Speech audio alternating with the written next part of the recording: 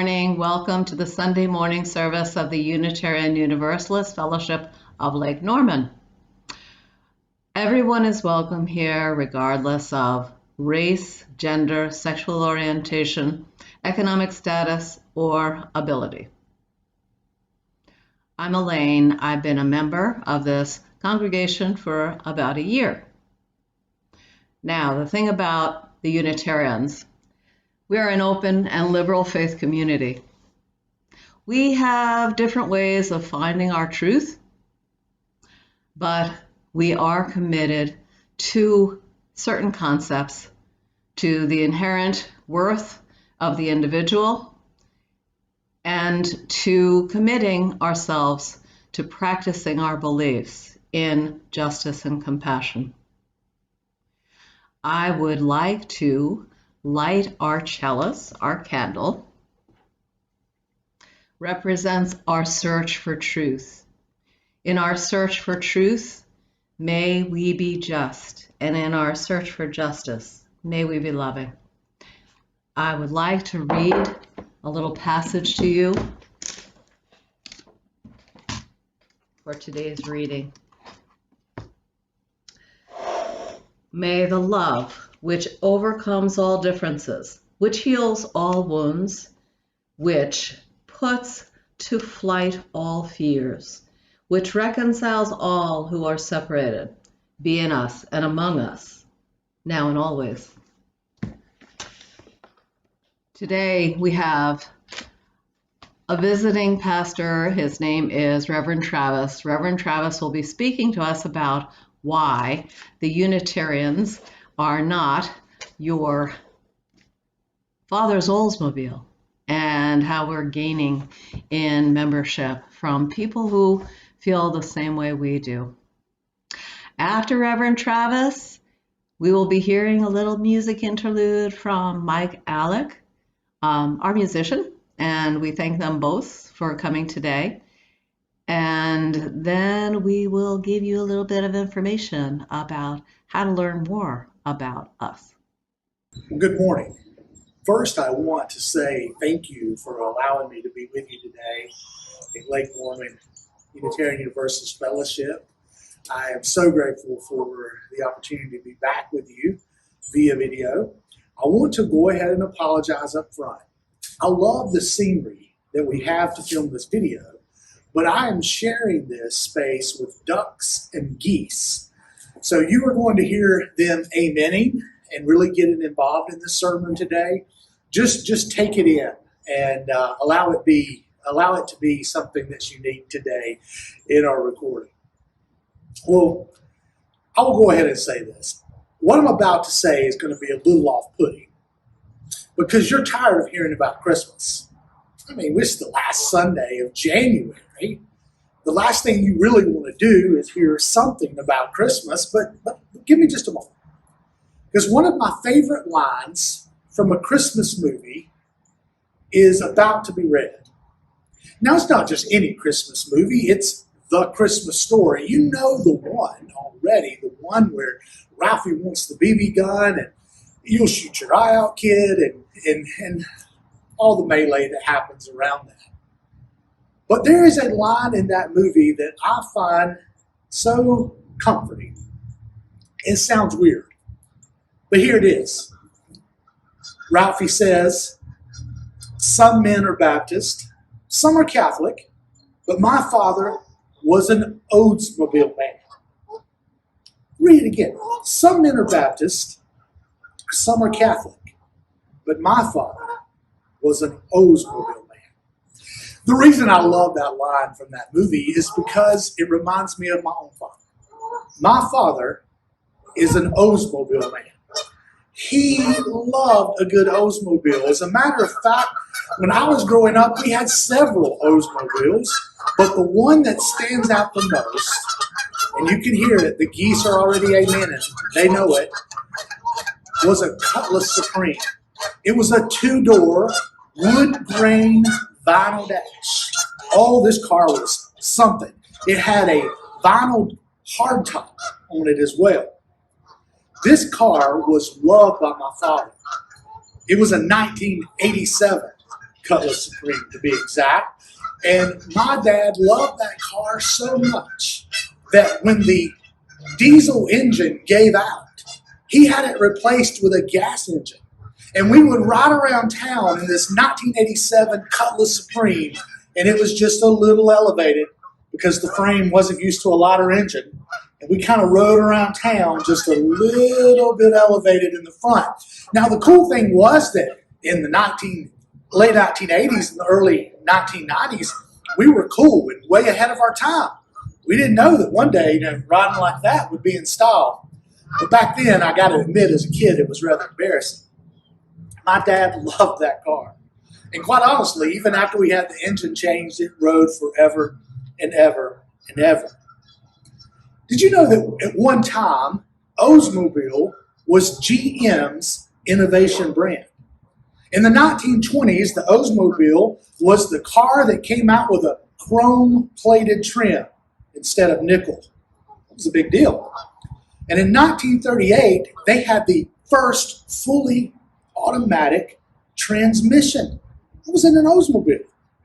The first high-compression overhead V8 valve engine was found in you guessed it, a 1949 Oldsmobile. Then they made it available in all the models. Oldsmobile was the car to have. In 1966, Oldsmobile introduced the first front-wheel drive car. It was an Oldsmobile Tornado. And then in 1974, Oldsmobile was the first U.S. manufacturer to offer airbags. That was something. 1974, Oldsmobile was the first U.S. manufacturer to offer airbags. At one time, Olds Cutlass was the most popular model car in all of the United States of America. Isn't that something?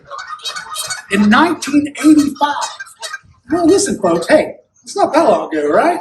In 1985, Oldsmobile sold 1.2 million cars. 1985, 1.2 million. Well, you fast forward to the year 2000, guess how many cars Oldsmobile sold? Oldsmobile sold less than 300,000 cars. You heard that right. 1.2 million to only 300,000 by the year 2000. Olds was one time known as the tech car to have. And then, unfortunately, by December of the year 2000, GM gave the death sentence to the Oldsmobile. The Oldsmobile was to be no more. The one-time most popular brand in America, the one-time most tech-savvy car in America was to be no more. You see, the thing about it is, in the year 2000 and the year 1999, people were still buying cars. They just were not buying Oldsmobiles anymore. Well, by now, I figure you know that I'm not just telling you a story about Oldsmobiles for the sake of it. This story reminds me of what I'm seeing in mainline religion. You see, in a land where people have turned at one time to hear from mainline religion messages of peace and love, people aren't turning there anymore. In a land where at one time mainline religion would speak a little bit about radical love and acceptance, they're not speaking about those things anymore. And all of a sudden, people are really just not interested in hearing a lot about mainline religion rhetoric.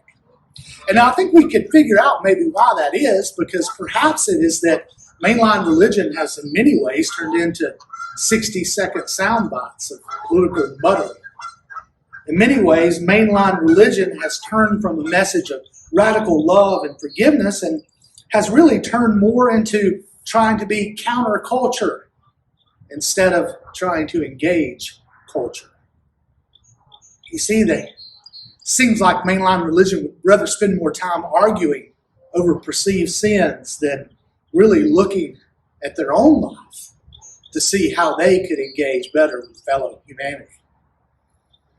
Maybe the mainline religion and churches that are connected with mainline religion used to be so relevant because they had something relevant to say.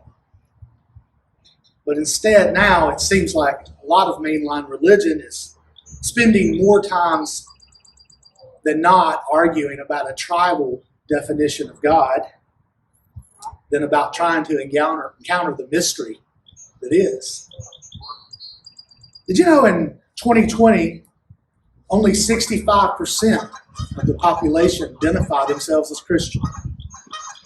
That's down 12% from 2017. In 2020, 28% now identify themselves as non-affiliated, or what is now known as the nuns. Now, N-O-N-E-S, the nuns, because they're not affiliated. Maybe you've heard these statistics before. If you've heard them, they're changing every year, by the way. So why am I spending all this time talking to a UU church about the decline of mainline religion? You've known that for quite some time. Well, I'm telling you this because even though traditional mainline churches are declining, UU churches are showing growth for the first time since 2008. 2018 marked the first time that the UU church has shown a significant growth since 2008. Isn't that something? Everybody else seems to be declining, but UU churches are increasing. Maybe it's because that my hunch is that it's not so much that the 28% that continues to grow. By the way, just a few years ago, I was doing a talk for a group of people, and the statistic for those who are non-affiliated, really, it came in somewhere close to like 15%. So it's growing substantially. But this is my hunch. The hunch for me is that just because someone identifies themselves as none doesn't mean that they don't want to have some affiliation. See, what I think is probably true is those who are identifying themselves as none are actually just done. They're done. They're done with the arguing. They're done with the traditional systems that continue to question their ability to search for truth on their own. They're done with arguments about perceived sins. They're done with conversations that feel so negative.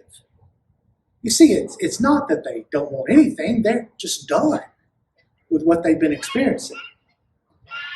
You see, I think that's why so many individuals are finding a home in UU churches. Because all of a sudden they are finding a place where they aren't told what to believe, but rather they were allowed to explore all that they believe. See, they're not done, they're just done. They're done with chains that hold them back from experiencing truth and faith in their own way. You see, UU has come along and it's offered a place of diversity.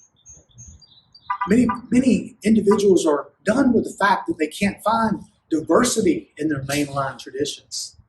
They're done with the fact that they can't, as I said, find a place to search for truth.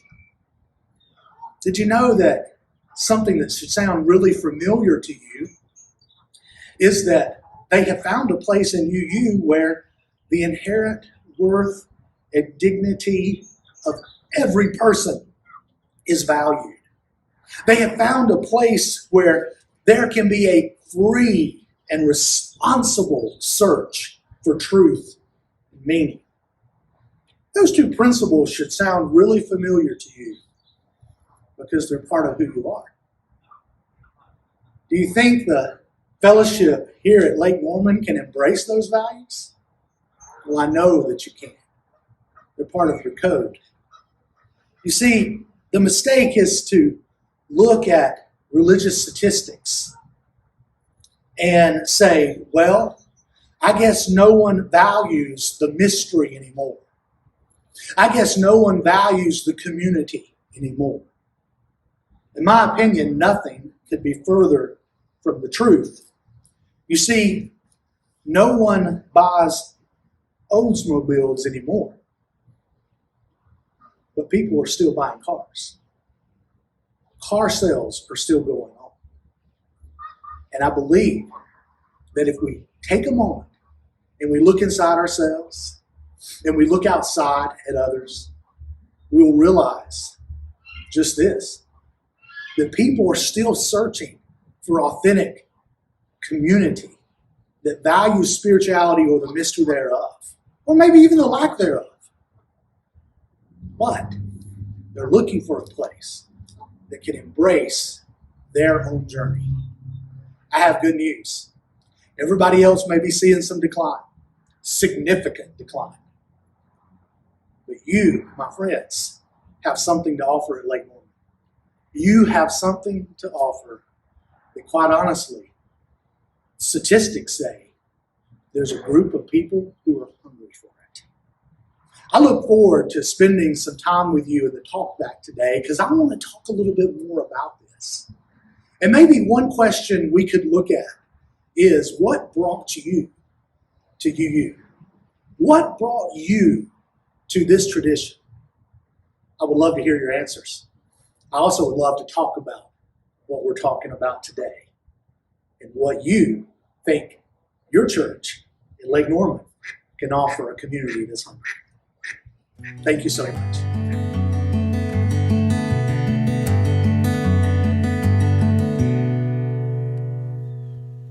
Good morning, everyone. Hope you're having a great break.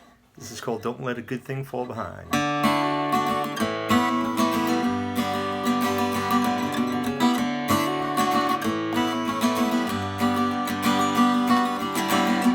On this chosen path we pave, for every moment we can save, all the distance to the final line. Don't you let a good thing fall behind. Little sister, don't you worry, your broken heart will surely mend. Little brother, don't you hurry, no, no, you'll see it all before the end. If the sky is dark around you, constellations will arise. Lift your head, feast your eyes. Don't you let a good thing fall behind.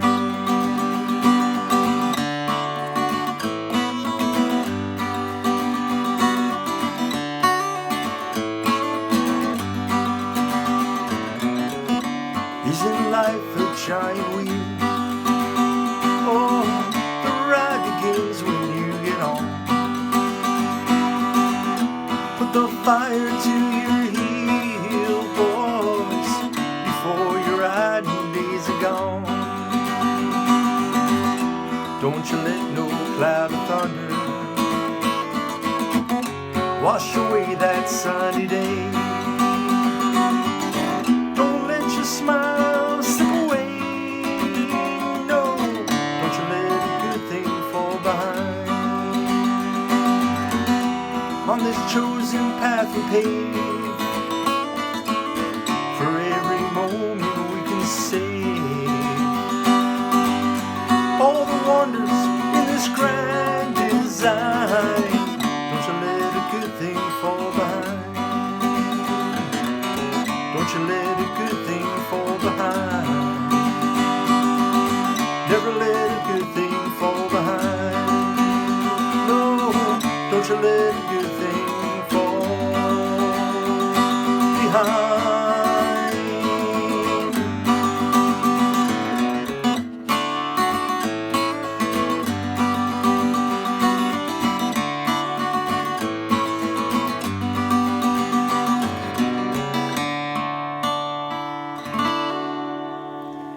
Take care. Have a great holiday, everybody. Thank you, Reverend Travis. And we love seeing you on the seashore. So we hope to see you again with the waves crashing behind you. Oh, Mike, thank you very much again for your music. We love seeing you, and we look forward to seeing everybody once we get into our new location and we're done with COVID and we can talk to each other. I have some closing words that I'd like to read to you now.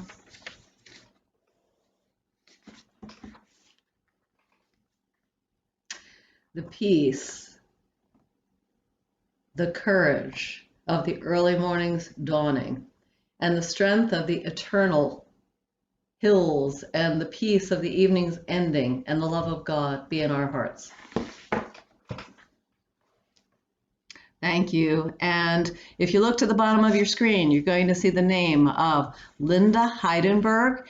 And if you are interested in learning more about the Unitarian Universalists of Lake Norman, please contact her. Her name's down at the bottom of the screen, and we look forward to seeing you in the future. Go in peace.